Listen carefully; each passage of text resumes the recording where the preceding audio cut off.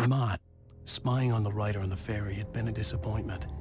His boss had made Wake out to be something special, but Mott hadn't been impressed. He'd gotten a good long look at the wife, though, and he liked what he saw. Mott had fantasized about goading Wake into a fight, but it hadn't happened. Still, he'd get his chance to see if the writer had anything in him. He'd been promised as much.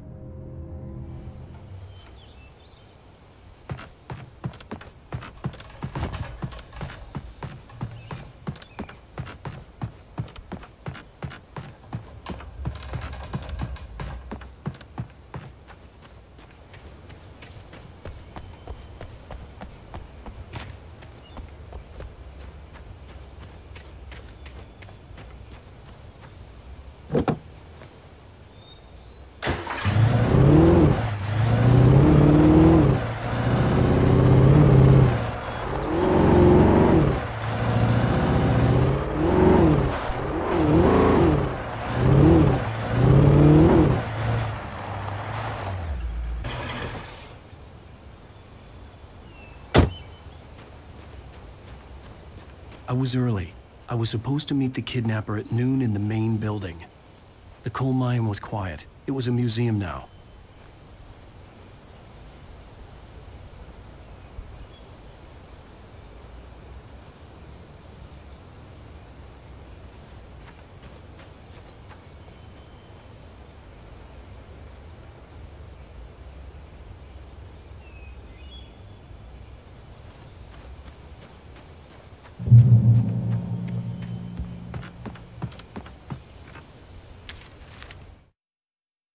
With Nightingale gone and the night wind blowing in through the broken studio window, Maine stared at Sarah. The sheriff looked away. Maine's voice shook with barely controlled anger. That boy's doing more drinking than thinking. I hope you know what you're doing, Sarah. He's got a sickness in his eyes. You take my word for it. He wants Wake for a reason, and it's not for anything good.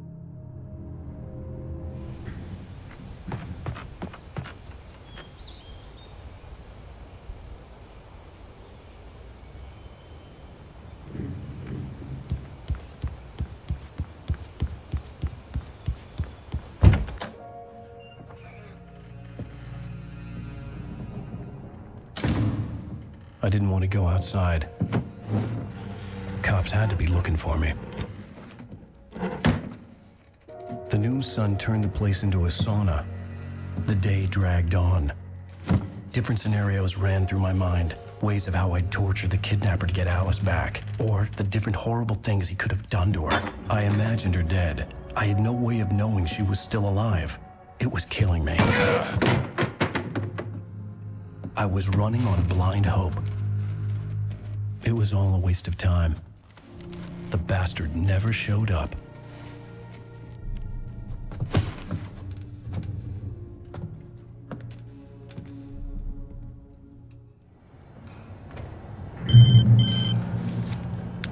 Wake! Where the hell are you? Change of plans.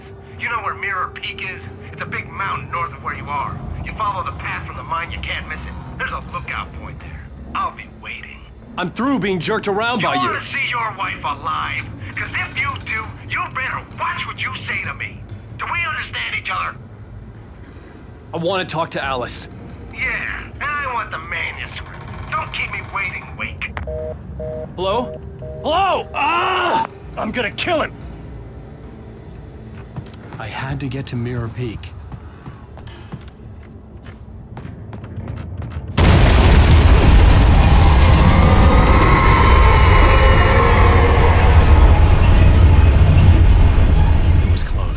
Maybe closer than ever before.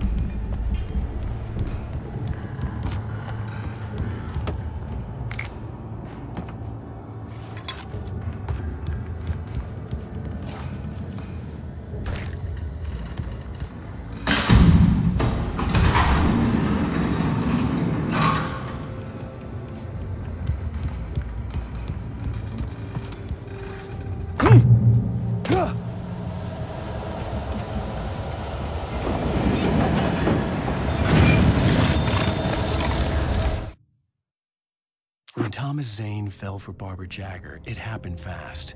She was young, vibrant, and beautiful, full of life. He had never been a very happy man, And without any seeming effort, she had changed all that. Zane felt good for the first time in his life. Everything she did was another piece of a jigsaw puzzle he hadn't even known he'd been missing. And best of all, she made the words flow, strong and sharp. She was his muse.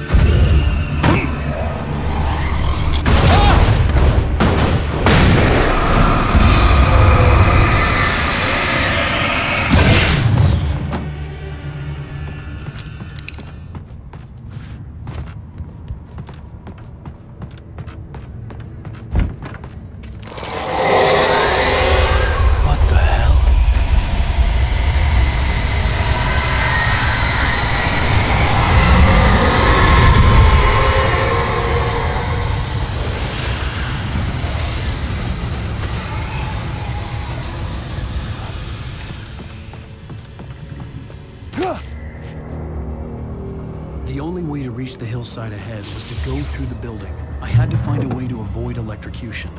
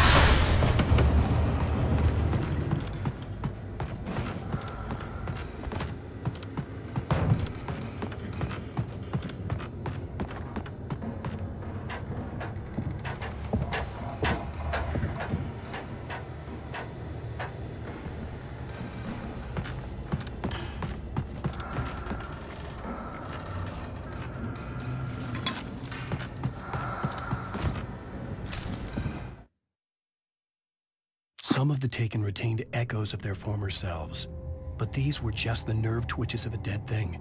Nothing remained but a shell covered and filled with darkness. In most cases, these puppets were enough for the purposes of the dark presence. But for anything more elaborate, as with the writer, it was different. It needed his mind. And so rather than taking him over completely, it merely touched him.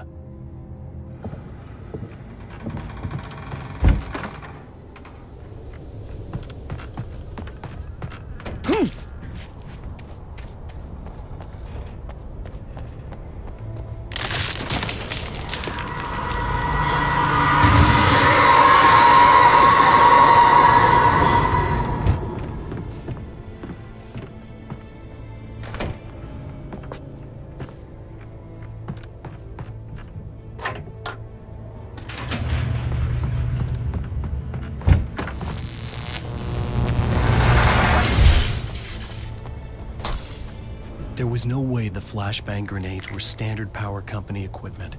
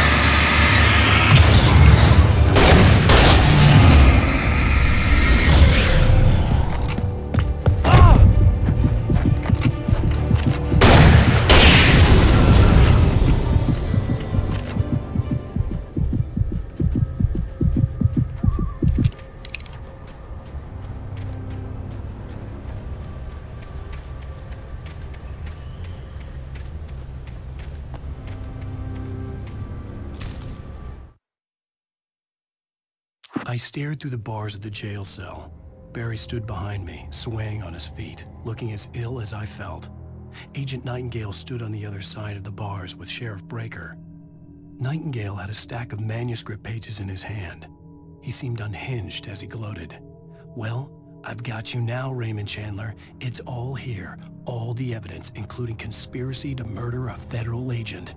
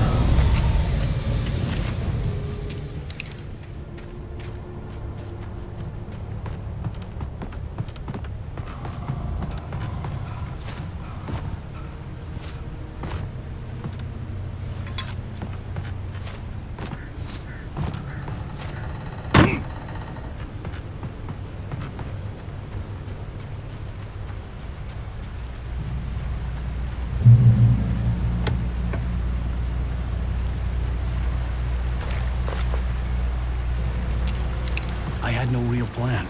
I was going to give the kidnapper all the manuscript pages I had for Alice. If that wasn't enough, I'd hold him at gunpoint and make him talk.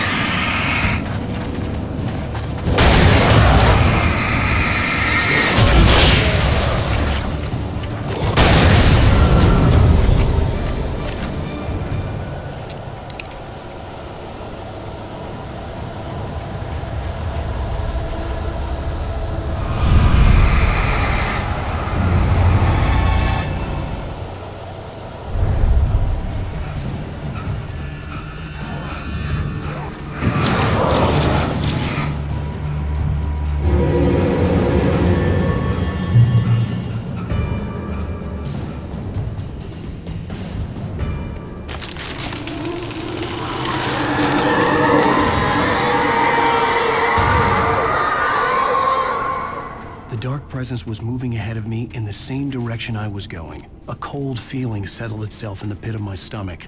Was it going for Alice?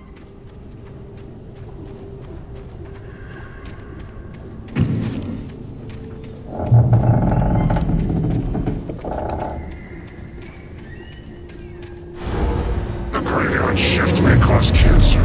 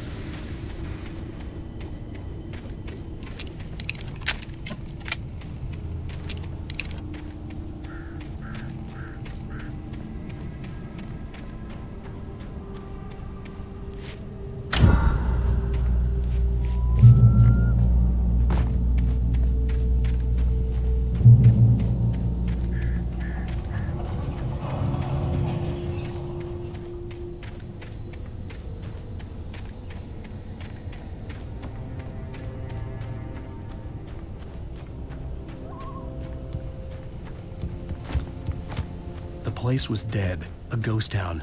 Had been for decades, maybe a century.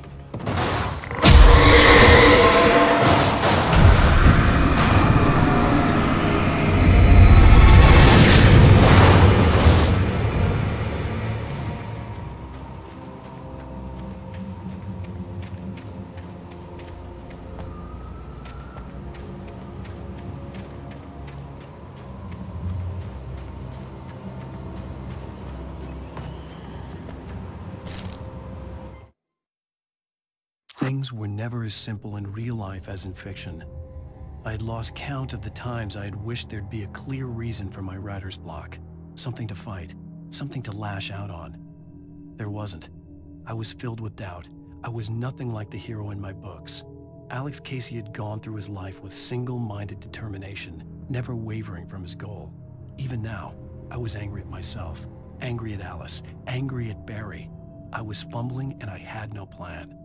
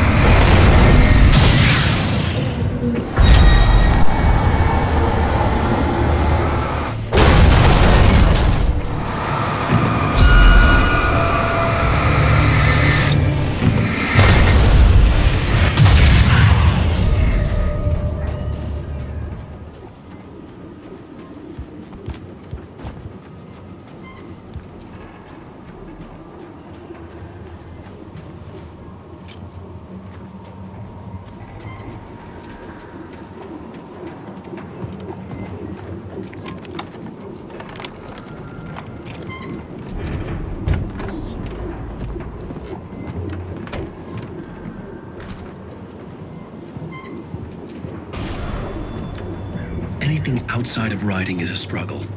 I feel ill. I managed to make my way downstairs. There's a shoebox filled with books and papers by Thomas Zane. It's very hard to focus, but I managed to read some of it.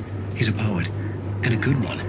He writes of muses and creators summoning fabulous things from a magic lake, using his powers to shape the world of a realm of gods and dreams and demons, dark things that wait for a chance to slip through, wearing the flesh of men as disguise. Zane writes about himself, his girlfriend being taken over by a dark presence, about growing scared of the lake. Zane believes it's a mirror to the gaping void of darkness above, where some Lovecraftian presence lurks. I crawl back upstairs. I'll borrow these things for my story. They ring true. They fit.